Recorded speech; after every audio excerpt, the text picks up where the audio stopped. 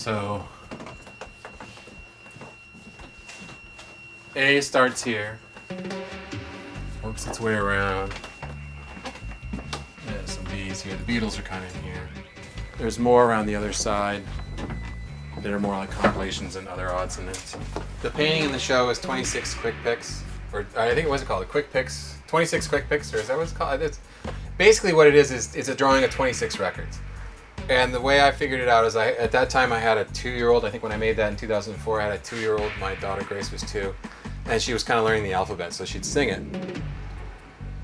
And she'd go A, B, C, D, E, F, G. So I figured I'd use the structure of that song to use that as sort of a structure for making a large drawing.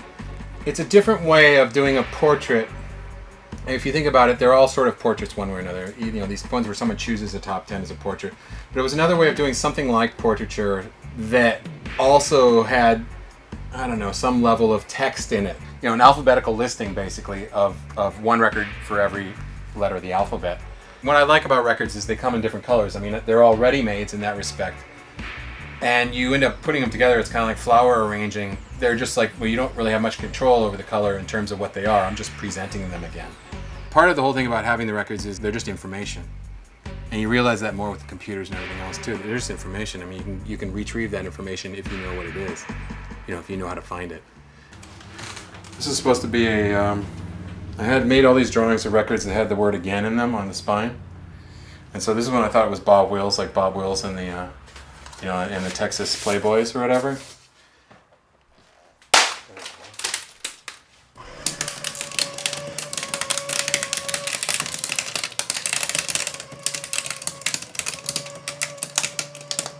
Whoa! I don't think I'm going to listen to this one. It's not the record, and it's not the sound of listening to the record, and it's not the experience of it. It might bring back memories of this experience of listening to something like that, and it brings back things in your head, and hopefully in a Proustian kind of way.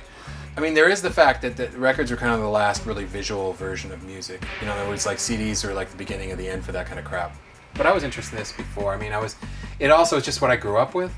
And when I was a college radio DJ for years and years and years, it's what I used. By drawing him, in some respects, I probably etched him in my head well enough. And I don't know, the older I get, I wonder about that. But that I'll remember I've at least done it, and it was like worth drawing at one point, so maybe it's worth listening to. Well, that's a nice record. It's a box set, so it's wider.